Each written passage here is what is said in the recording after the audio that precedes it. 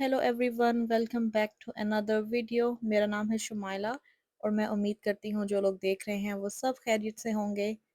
तो चलें आज का दिन शुरू करते हैं।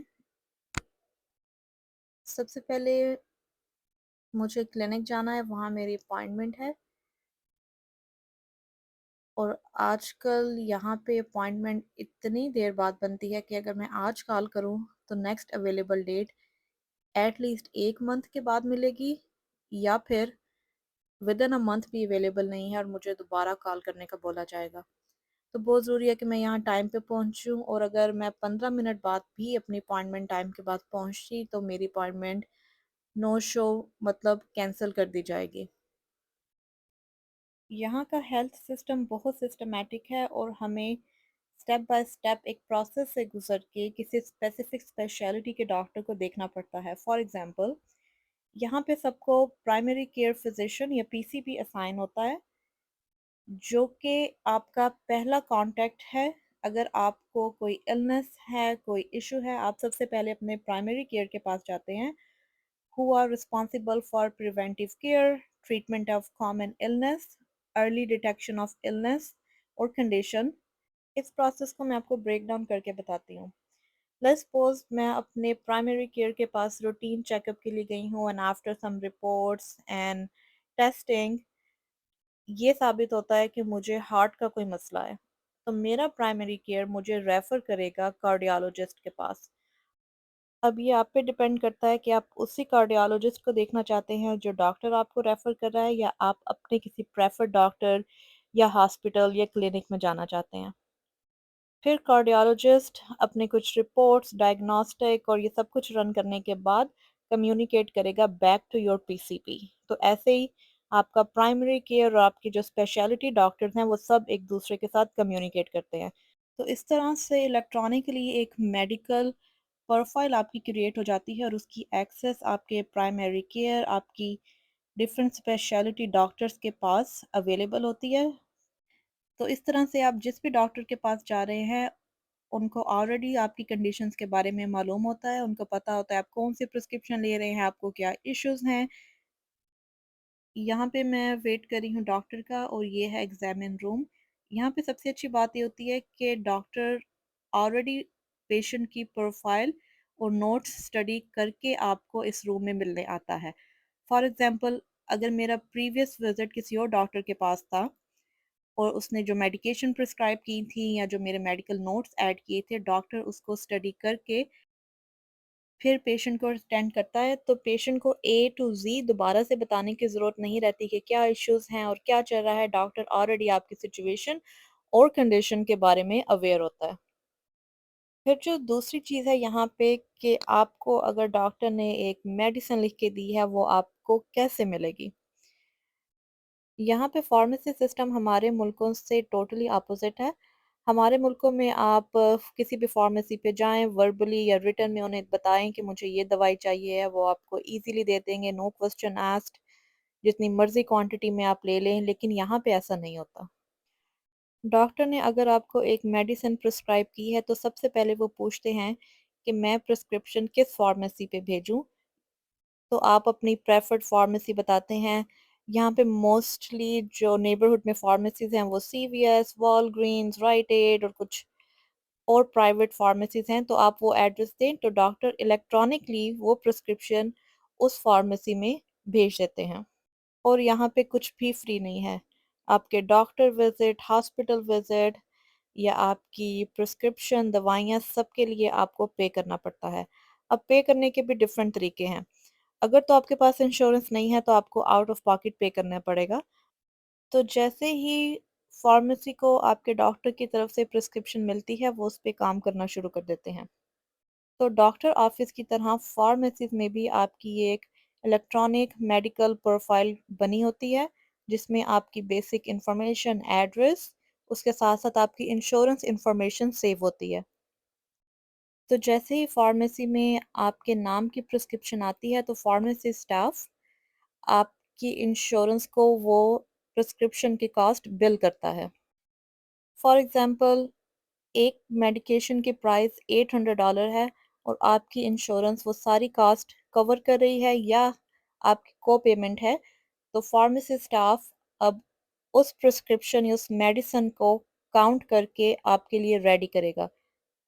लेकिन जब तक प्रिस्क्रिप्शन या वो मेडिकेशन आपके हाथ में आती है, फार्मासिस्ट उसको दोबारा से वेरीफाई करता है, जिसमें वो मेक श्योर करते हैं कि प्रिस्क्रिप्शन वही है जो डॉक्टर ने बोली है, स्ट्रेंथ वही है, कोई इंटरेक्शन तो नहीं है किसी दूसरी मेडिकेशन से। ये सारे सेफ्टी पॉइंट्स एक बार फार्मासिस्ट गो थ्रू करता है, उसके बाद आप फार्मेसी में जाके अपना नाम, डेट ऑफ बर्थ, जो भी उनको रिक्वायर्ड है, वो बता के अपनी मेडिसिन पिक कर सकते हैं।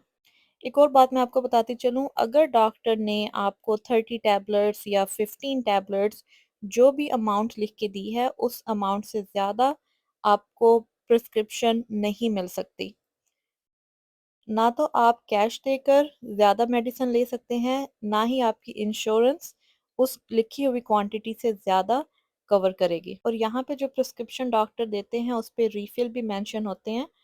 फॉर एग्ज़ाम्पल, अगर आपको डॉक्टर ने एक पेन किलर प्रिस्क्राइब की है 30 दिन के लिए और 30 दिन के बाद वो ख़त्म हो गई है, आपके प्रिस्क्रिप्शन पे जितने भी रिफ़िल रिमेनिंग है, आप उनको यूज़ कर सकते हो। दैट मीन वही मेडिसिन आप नेक्स्ट मंथ जाके ले सकते हैं और ये जो रिफ़िल हैं, ये 1 साल के लिए वैलिड होते हैं। अगर 1 साल में आपने वो प्रिस्क्रिप्शन रिफ़िल नहीं करवाई और आपके नेक्स्ट ईयर में वो रिफ़िल अवेलेबल हैं, तो आप उनको यूज़ नहीं कर सकते। आपको दोबारा डॉक्टर पे जाना पड़ेगा और उस मेडिकेशन की रिक्वेस्ट करनी पड़ेगी और दैट्स अप टू डॉक्टर, अगर वो दोबारा आपको वो प्रिस्क्रिप्शन देता है, depends on your health condition. तो ये तो थी एक बेसिक सी information how health care system works here. ये छोटी-छोटी बातें हैं जो आपको टाइम लगता है लर्न करने में। जब आप यहाँ पे नए आते हो तो आपको इन सारी चीज़ों की कोई इन्फॉर्मेशन नहीं होती। तो जैसे-जैसे आप प्रोसेस में गो थ्रू होते हो, आप इश्यूज़ एनकाउंटर करते हो, तो आप ये सब चीज़ें लर्न करते हो। तो डॉक्टर की अपॉइंटमेंट के बाद यहाँ पे मैं आई हूँ इस नेबरहुड में जो फेमस है बांग्लादेशी लोगों की पॉपुलेशन की वजह से। यहाँ पे तकरीबन सारे बिजनेसेस ही बांग्लादेश के लोग ओन करते हैं। तो मैं हमेशा अपने आईब्रोज के लिए इसी के पास आती हूँ, बहुत अच्छे आईब्रोज बनाती है। जो लोग यहाँ पे रहते हैं उनको पता होगा कि यहाँ पे अच्छी थ्रेडिंग करने वाली को ढूंढना कितना मुश्किल है। मोस्टली जगहों पे आपके आईब्रोज खराब कर देते हैं and it takes time to grow them back. तो जो मेरी आईब्रोज वाली है, मैं हमेशा इसी के पास जाती हूँ। अगर आप लकी हैं और आपने अच्छा पार्लर स्पॉट कर लिया है, तो प्लीज़ अप्रिशिएट देम, उनको टिप दें क्योंकि वो आपको आपकी फेवरेट सर्विसेज प्रोवाइड कर रहे हैं। न्यूयॉर्क के इस इलाके में, जिसको पार्क चेस्टर भी कहते हैं, ज़्यादा पॉपुलेशन बांग्लादेशी लोगों की है और इन्होंने बहुत अच्छे बिजनेसेस अपने सेट किए हुए हैं। यहाँ पे बहुत से रेस्टोरेंट बांग्लादेशी हैं और हलाल हैं। इसके अलावा बहुत सी ऐसी शॉप्स हैं जहाँ पे आपको बांग्लादेशी कपड़े और ज्वेलरी और ऐसी चीज़ें मिल जाती हैं। इसके बाद हम आ गए घर और घर आते ही हमें अपना ऑर्डर रिसीव हुआ जो कि हमारी बेटी की क्रिब है। इसको असेंबल करेंगे और इसके साथ हमें ऑर्डर अभी करना है इसके लिए मैट्रेस और बेडिंग सेट। अब मैंने बनाना शुरू किया है प्रोटीन सैलेड, जिसको बनाने का तरीका बहुत ही आसान है, कोई लंबा चौड़ा प्रोसेस नहीं है। बस आपने सैलेड की सारी चीज़ें लेनी है या जो चीज़ें आपको अवेलेबल हैं या पसंद है, उनको आपने बारीक बारीक काट लेना है। खीरे, टमाटर, प्याज, लेटस, गाजर, मूली, व्हाट जो भी आपको पसंद है। उसके बाद अब इसमें किसी भी तरह के बीन्स डाल दें। फॉर एग्जांपल, अगर आपके पास बॉयल चिकपीस हैं या कॉर्न है या फिर बीन्स हैं किसी भी तरह के। सैलेड की ये सब चीज़ें काटने के बाद मैं देखूंगी पेंट्री में मुझे क्या क्या अवेलेबल है और वो मैं इसमें ऐड कर दूंगी। कोई हार्ड एंड फास्ट रूल नहीं है, जो भी चीज़ आपको अवेलेबल है आप वो ऐड कर सकते हैं। लेकिन आप यकीन करें, इसका टेस्ट इतना अच्छा है और ये इतना फिलिंग है कि आप कहेंगे कि आप रोज़ बनाएं। अगर आप लोग इसे शाम में या रात में बनाना चाहते हैं तो आप प्याज को स्किप कर दें, क्योंकि प्याज की आफ्टर स्मेल काफ़ी रहती है। इवन ब्रश करने के बाद भी you can smell onion in your mouth. इसकी कैलोरीज को ज़रा कंट्रोल रखने के लिए इसमें कोई एक्स्ट्रा सॉस या फिर एक्स्ट्रा ड्रेसिंग डालने की ज़रूरत नहीं है। आप हल्का सा चाट मसाला या सिर्फ काली मिर्च और नमक डाल के भी इसे एंजॉय कर सकते हैं। अगर आप लोगों को लेमन या सिट्रस से एलर्जी नहीं है तो इसमें लेमन जूस भी ऐड कर सकते हैं। अब मैं इसमें डाल रही हूँ आइसबर्ग लेटस, लेकिन अगर आपके पास रोमेनियन लेटस है या किसी और तरह के लूज लीव्स हैं आप वो भी ऐड कर सकते हैं। लेकिन आइसबर्ग लेटस ज़्यादा क्रिस्पी और क्रंचियर है compare to other kind of lettuce. इसमें आप अपनी मर्ज़ी से क्वांटिटी चीज़ों की एडजस्ट कर सकते हैं, कोई चीज़ आप कम डालें या ज़्यादा, डिपेंड करता है कि आपका टेस्ट क्या है, आपको क्या पसंद है या फिर क्या चीज़ कम या ज़्यादा अवेलेबल है। यहाँ पे है मेरे पास कैन्ड चिकपीस।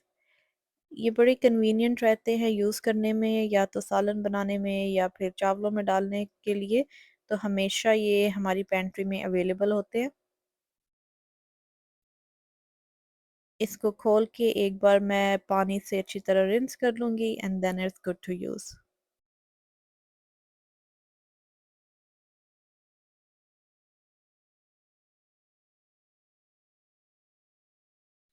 अब इसमें मैं 1 कैन स्वीट कॉर्न्स के ऐड करूँगी। अगर आपके पास मिक्स वेजिटेबल या किडनी बीन्स और ब्लैक बीन जो भी अवेलेबल है आप इसमें ऐड कर सकते हैं। बस अब इन सब चीज़ों को मिक्स करेंगे। इसके बाद अब इसमें लेमन जूस, चाट मसाला या ब्लैक पेपर और सॉल्ट ऐड करके सर्व करें। आप इसे ज़रूर ट्राई कीजिएगा और मुझे बताइएगा कि आपको कैसी लगी।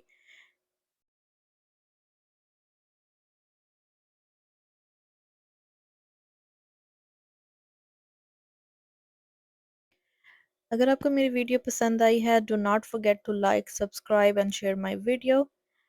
Thank you for watching this and मैं आपको मिलूंगी अपनी अगली वीडियो में। तब तक के लिए अल्लाह हाफिज़ एंड टेक केयर।